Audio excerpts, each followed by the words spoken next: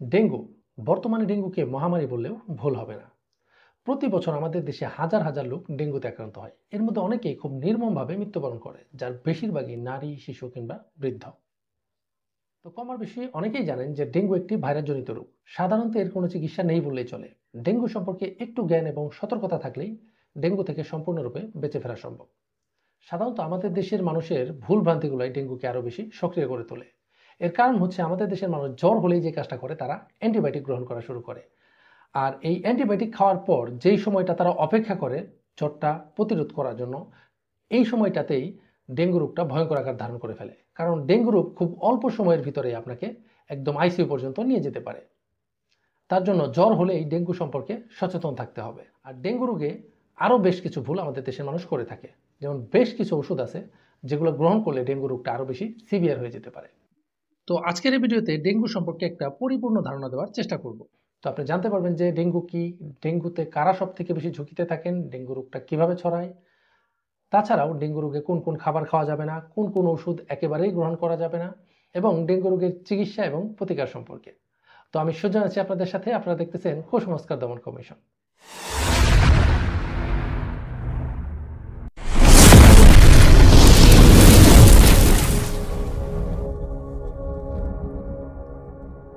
তো সর্বপ্রথম যে জিনিসটা জেনে নেওয়া জরুরি সেটা হচ্ছে ডেঙ্গু কি। ডেঙ্গু একটি ভাইরাসজনিত রোগ। সাধারণত এডিস অ্যাজিপ্টি নামক এক ধরনের মশার মাধ্যমে এই রোগটা ছড়িয়ে থাকে। সাধারণত ডেঙ্গু মশাগুলো দেখতে অন্য সব মশার চাইতে কিছুটা ভিন্ন হয়ে থাকে। এদের শরীরে সাদা কালারের বাঘের মতো ডোরা কাটা থাকে, যা সাধারণত অন্য সব মশার মধ্যে খুব একটা দেখা যায় না।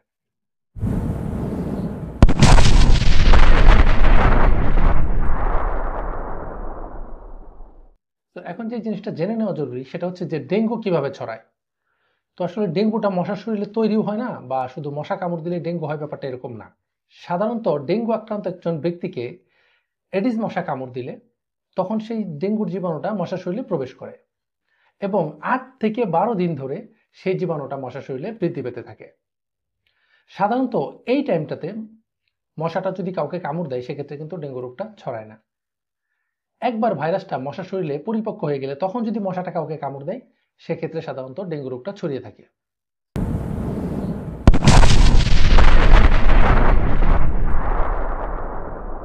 এখন যে জিনিসটা জেনে নেওয়া জরুরি সেটা হচ্ছে যে ডেঙ্গু রোগে যেই সব ওষুধ ব্যবহার করা যাবে না।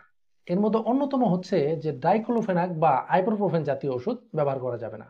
এইসব ওষুধ শরীরে ব্লিডিং এর ঝুঁকি অনেক বেশি বাড়িয়ে দেয়।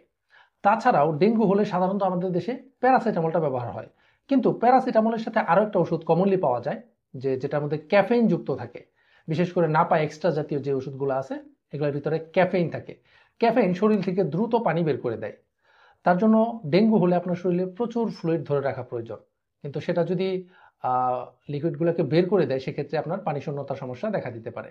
তার জন্য ক্যাফেইন জাতীয় যেটা আছে সেটা বাদ দিয়ে শুধু প্লেন নাপা খাওয়ার চিন্তা ভাবনা করতে হবে। তাছাড়াও আরো একটা জিনিস হচ্ছে যে এনএসএআইডি বা ব্যথানাশক যে কোনো ওষুধ ব্যবহারের ক্ষেত্রে অবশ্যই সতর্ক থাকতে হবে। তারপরে যে জিনিসটা গুরুত্বপূর্ণ সেটা হচ্ছে যে অনেকের বাসায় প্রেশারের সমস্যায় ভোগেন এমন মুরব্বী বা বয়স্ক লোক থাকে। তো এদের ওষুধের মধ্যে দেখবেন যে অ্যান্টিপ্লাটিলেট জাতীয় কিছু ওষুধ পাওয়া যায়, বিশেষ করে অ্যাসপ্রিন বা ক্লোপিডগোরেল নামের এক ধরনের ওষুধ পাওয়া যায়। এটা অনেক সময় কম্বিনেশন থাকে, আবার সিঙ্গেলও থাকে।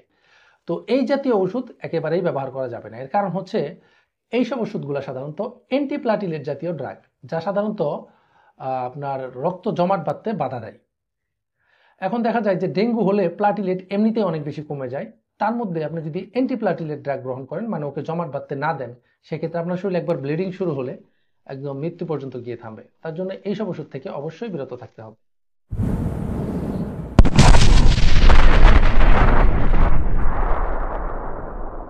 তো এখন জেনে নেব যে ডেঙ্গু সম্পর্কিত আধুনিক জার্নালের কিছু তথ্য, যা আমরা ইতিপূর্বে ভিন্নভাবে জেনে এসেছি। তো ইতিপূর্বে আমরা জানতাম যে ডেঙ্গু রোগ হলে হঠাৎ করে 103 বা 4 ডিগ্রি এর উপরে জ্বর হয়, কিন্তু আধুনিক গবেষণা বলতেছে যে ডেঙ্গু রোগ হলে আপনার জ্বরের প্রকোপ খুব বেশি নাও হতে পারে। তার জন্য জ্বর হলে আপনার অবশ্যই ডেঙ্গু সম্পর্কে সচেতন থাকতে হবে। তাছাড়াও ইতিপূর্বে আরো একটা ধারণা প্রচলিত ছিল যে ডেঙ্গু একটা নির্দিষ্ট সিজনে হয়, কিন্তু আধুনিক গবেষণা বলতেছে যে ডেঙ্গু নির্দিষ্ট সিজনে নয়, সারা বছরই হতে পারে। তো ইতিপূর্বে আরো বহুল প্রচলিত একটা ধারণা ছিল, সেটা হচ্ছে যে ডেঙ্গু মশা শুধুমাত্র বিকেলে কামড়ায়, কিন্তু আধুনিক গবেষণা বলতেছে যেটা রাত দিন যে কোনো সময় কামড়াতে পারে। তার জন্য আপনার শুধুমাত্র বিকাল না, এখন যে কোনো সময় আপনাকে সতর্ক থাকতে হবে।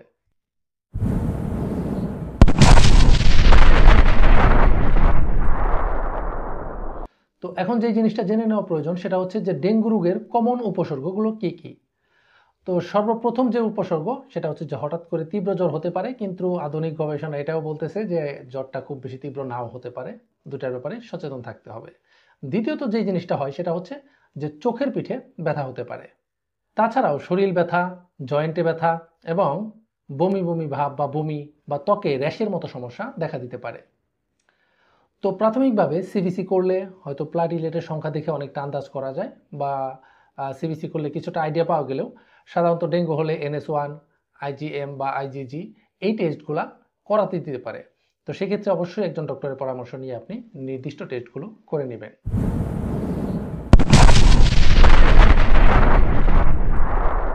তো এখন যে জিনিসটা জেনে নেওয়া প্রয়োজন যে সিভিয়ার ডেঙ্গু আপনি কিভাবে বুঝবেন।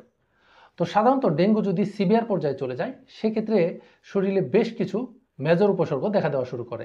এর মধ্যে অন্যতম হচ্ছে যে আপনার শরীরে বিভিন্ন অংশ থেকে ব্লিডিং শুরু হয়ে যাওয়া, এটা হচ্ছে সব থেকে ভয়ঙ্কর সাইন। তাছাড়াও আপনার প্রেশার কমে গিয়ে পেশেন্ট শকে চলে যেতে পারে। তাছাড়াও পেট ব্যথা, বমির সাথে রক্ত কিংবা শ্বাসকষ্টের সমস্যাগুলো সিভিয়ার ডেঙ্গুতে দেখা যেতে পারে। এর জন্য যে কাজটা করবেন যে সিভিয়ার ডেঙ্গুর যে কোনো একটা লক্ষণ দেখলেই কখনো বাড়িতে চিকিৎসা নেওয়ার চিন্তাও করবেন না।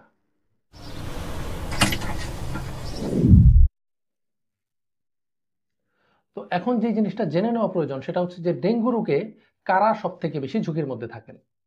তো এইটুকু জিনিস জানার আগে আরো একটা জিনিস জেনে নেওয়া প্রয়োজন, সেটা হচ্ছে যে ডেঙ্গু রোগের বেশ কয়েকটা টাইপ থাকে, যেমন ডেঙ্গু 1, ডেঙ্গু 2, ডেঙ্গু 3, ডেঙ্গু 4, যাদেরকে সেরোটাইপ বলে। এই টাইপগুলো মনে রাখবেন, এর কারণ হচ্ছে আপনাদের বোঝার সুবিধার্থে এই টাইপগুলো পরবর্তীতে আপনাদের কাজে আসবে। তো যেটা বলতে নিছিলাম যে ডেঙ্গু রোগে কারা সব থেকে বেশি ঝুঁকির মধ্যে থাকেন। সাধারণত যারা ইতিপূর্বে একবার ডেঙ্গু রোগে আক্রান্ত হয়েছেন তারাই থাকেন সব থেকে ঝুঁকির লিস্টে। এর কারণ হচ্ছে দ্বিতীয়বার ডেঙ্গু হলে আমাদের শরীরে ADE নামক একটি ঘটনা ঘটে, যেটাকে বলা হয় অ্যান্টিবডি ডিপেন্ডেন্ট এনহ্যান্সমেন্ট। এর সারসংক্ষেপ হচ্ছে যে প্রথমবার যখন আমাদের শরীর ডেঙ্গু রোগে আক্রান্ত হয় তখন আমাদের শরীর অ্যান্টিবডি তৈরি করে। তো একটু আগে যে জিনিসটা বললাম যে ডেঙ্গুর টাইপ হচ্ছে 4টা। তো যে কোনো একটা টাইপ যদি আপনাকে কামড় দেয় আপনার শরীর ওই একটার এগেনস্টেই অ্যান্টিবডি তৈরি করবে। বাকি যে সেরোটাইপগুলো আছে, মানে বাকি যে টাইপগুলো আছে এর এগেনস্টে ওই অ্যান্টিবডিটা প্রোটেকশন দিতে পারবে না। তো ধরেন এটা তো কোনো বড় কথা না যে আসলে সে প্রোটেকশন নাই দিল, এটা তো মাথা ব্যথা না, আমার শরীরে তো আরো আগের মতো কাজ করবে। কিন্তু এইখানে সব থেকে ভয়ঙ্কর যে ব্যাপারটা ঘটে সেটা হচ্ছে যে বাকি যে সেরোটাইপগুলো আছে এগুলার এগেনস্টে সে পেরে না ওঠে, সে কি করে সেই ভাইরাসের সাথে মিশে গিয়ে উল্টা কোষের ভিতর ঢোকা শুরু করে এবং প্রবল র্যাপিডলি বংশবিস্তার শুরু করে বা DNA রেপ্লিকেশন শুরু করে। তখন এই ডেঙ্গুটা রোগীকে এক ভয়ঙ্কর স্তরে নিয়ে যায়। তাছাড়াও দ্বিতীয়বার ডেঙ্গু হলে আরও একটা জিনিস হওয়ার সম্ভাবনা থাকে, সেটাকে বলা হয় হেমোরেজিক ফিভার। হেমোরেজিক ফিভার হলে শরীর বেশ কিছু ভয়ঙ্কর লক্ষণ দেখানো শুরু করে। এর মধ্যে অন্যতম হচ্ছে যে শরীরের বিভিন্ন অংশ থেকে ব্লিডিং হওয়া শুরু করে। এর মধ্যে ইন্টারনাল ব্লিডিংও শুরু হয়ে যায়। ইন্টারনাল ব্লিডিং বলতে বোঝায় যে আপনার ইন্টেস্টাইন বা মূত্রের সাথে ব্লিডিং শুরু হতে পারে। তাছাড়াও এক্সটার্নাল ব্লিডিং যেটা আছে নাক, কাশি বা কফের সাথে ব্লিডিং শুরু হতে পারে। তাছাড়াও প্রেশার দ্রুত নেমে যাওয়া এবং পেশেন্ট শকে চলে যাওয়া, প্লাটিলেট অতি দ্রুত নেমে যাওয়ার মতো সমস্যা দেখা দিতে পারে, যা অত্যন্ত প্রাণঘাতী এবং জীবননাশক হতে পারে।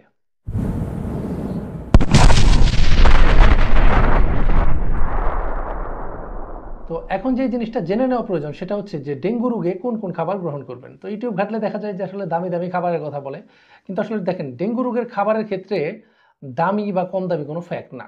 এখানে বেশ কিছু মেজর ফ্যাক্টর আছে যে জিনিসগুলো আপনাকে এনশিওর করতে হবে। সর্বপ্রথম যে জিনিসগুলো আছে সেটা হচ্ছে যে রেগুলার খাবার আপনি কি কি খাবেন। এমন সব খাবার গ্রহণ করতে হবে যেই সব খাবারগুলো অতি দ্রুত শরীরে হজম হয়ে যায়। এর মধ্যে অন্যতম হচ্ছে সেদ্ধ ভাত, সেদ্ধ সবজি, খিচুড়ি, মুরগি বা মাছের ঝোল এবং ডিম খাওয়া যেতে পারে। তাছাড়াও ডেঙ্গু রোগে অন্যতম প্রধান যে খাবারটা আছে সেটা হচ্ছে যে লিকুইড জাতীয় খাবার গ্রহণ করতে হবে। এর মধ্যে অন্যতম হচ্ছে স্যালাইন। ওর স্যালাইনের কোনো বিকল্পই নাই, এর দামও কম, সহজলভ্য এবং অতি দ্রুত এটা শরীরে অ্যাবজর্ব হয় এবং আপনাকে অতি দ্রুত শক্তি যোগায়। তাছাড়াও আপনি ডাবের পানি,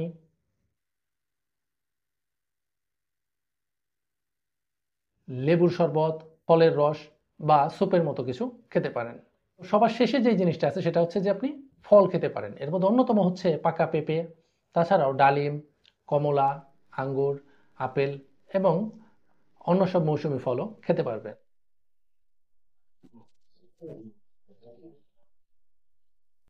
তো এখন জেনে নেওয়া যাক যে ডেঙ্গু রোগে কোন কোন খাবারগুলো আপনার অবশ্যই অ্যাভয়েড করা উচিত।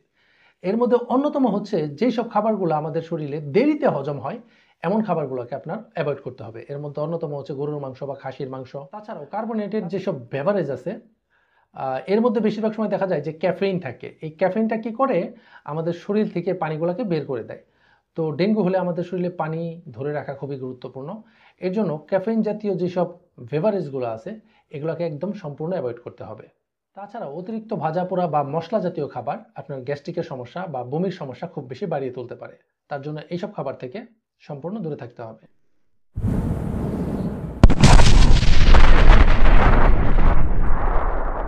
এখন জেনে নেওয়া যাক যে ডেঙ্গু সম্পর্কে আমাদের দেশে প্রচলিত কুসংস্কার বা ভুল ধারণা সমূহ। তো অনেকেই মনে করে যে ডেঙ্গু রোগ হলে আপনার হসপিটালে ভর্তি হতে হবে, কিন্তু বাস্তবতা সেরকম না। ডেঙ্গু রোগের প্রথম পর্যায়ে আপনি যথাসম্ভব চেষ্টা করবেন বাড়িতেই চিকিৎসা নেওয়ার জন্য। সেক্ষেত্রে একজন রেজিস্টার্ড ডক্টরের পরামর্শ নিয়ে আপনি বাড়িতেই চিকিৎসা গ্রহণ করবেন, কারণ হসপিটালে চাইতে বাড়ির এনভায়রনমেন্টটাই আপনার জন্য বেশি ফ্রেন্ডলি। সেক্ষেত্রে পারিপার্শ্বিক যে সতর্কতাগুলো আছে সেগুলোকে মেনটেন করতে হবে। তাছাড়াও আমাদের দেশে অনেকেই মনে করে যে ডেঙ্গু রোগের প্লাটিলেটের লেভেল যেটা নর্মাল রেঞ্জ আছে এর থেকে কমে গেলেই মনে হয় ভয়ঙ্কর জোন শুরু হয়ে যায়, কিন্তু বাস্তবতা সেরকম না। আমি আপনাদের আইডিয়া দেওয়ার জন্য বলে রাখি যে যখন আপনার প্লাটিলেটটা 50,000-এর কাছাকাছি চলে আসবে তখন আপনি একটু বিপজ্জনক কন্ডিশন ফিল করবেন, এবং যখন 20,000-এর আশেপাশে চলে আসবে তখন একটু বেশি সতর্ক থাকা প্রয়োজন, এবং 10,000-এর আশেপাশে আসলে তখন সাধারণত প্লাটিলেট বা ব্লাড দিতে হয়। অনেকেই মনে করে যে শুধুমাত্র প্লাটিলেটই এখানে সব থেকে ভয়ঙ্কর অপশন, কিন্তু এর থেকে বড় যেই ভয়ঙ্কর অপশন সেটা হচ্ছে প্লাজমা লিকেজ হওয়া। যখন প্লাজমা লিকেজ শুরু হয় তখনই আসলে ডক্টর সব থেকে বেশি ভয়ঙ্কর অবস্থায় পড়ে যায়। যদিও সাধারণ মানুষ এটা বুঝবে না, তবু জাস্ট একটা আইডিয়া দেওয়ার স্বার্থে বলে রাখলাম। তো আমাদের দেশে অনেকে মনে করে যে ডেঙ্গু রোগটা আসলে ছোঁয়াচে, কিন্তু ডেঙ্গু রোগটা মূলত ছোঁয়াচে রোগ নয়। একজনের চিকিৎসা বা সেবা যত্ন করতে গেলে ডেঙ্গু হওয়ার সম্ভাবনা নাই, কিন্তু যে মশাটা তাকে কামড় দিছে ওই একই মশা যদি আপনাকেও কামড় দেয় সেক্ষেত্রে কিন্তু ডেঙ্গু হওয়ার একটা সম্ভাবনা থেকে যায়। তার জন্য অবশ্যই নিরাপদ থাকতে হবে এবং মশা থেকে দূরে থাকতে হবে।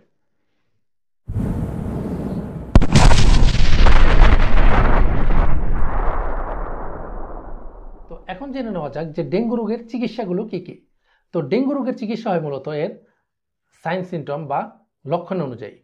যেমন পানি শূন্যতা রোধে আপনার পর্যাপ্ত পরিমাণ পানি গ্রহণ করতে হবে অথবা স্যালাইন গ্রহণ করতে হবে। জ্বর নিয়ন্ত্রণের ক্ষেত্রে প্যারাসিটামল গ্রহণ করতে হবে। এখানে খেয়াল রাখবেন যে বেশ কিছু ওষুধ আছে যারা জ্বর নিয়ন্ত্রণে গুরুত্বপূর্ণ ভূমিকা পালন করলেও ডেঙ্গুর সময় এদেরকে একেবারেই ব্যবহার করা যাবে না। তাছাড়াও ফ্লুইডের ঘাটতি অতিরিক্ত হয়ে গেলে আপনার ইনফিউশন দেওয়া লাগতে পারে, এবং সিভিয়ার যদি হয়ে যায় সেক্ষেত্রে অবশ্যই আপনার হসপিটালে শরণাপন্ন হতে হবে। সেক্ষেত্রে বেশ কিছু পরীক্ষা নিরীক্ষার ব্যাপার আছে এবং বেশ কিছু সাপোর্টের প্রয়োজন হয় যা আপনি বাড়িতে বসে করতে পারবেন না।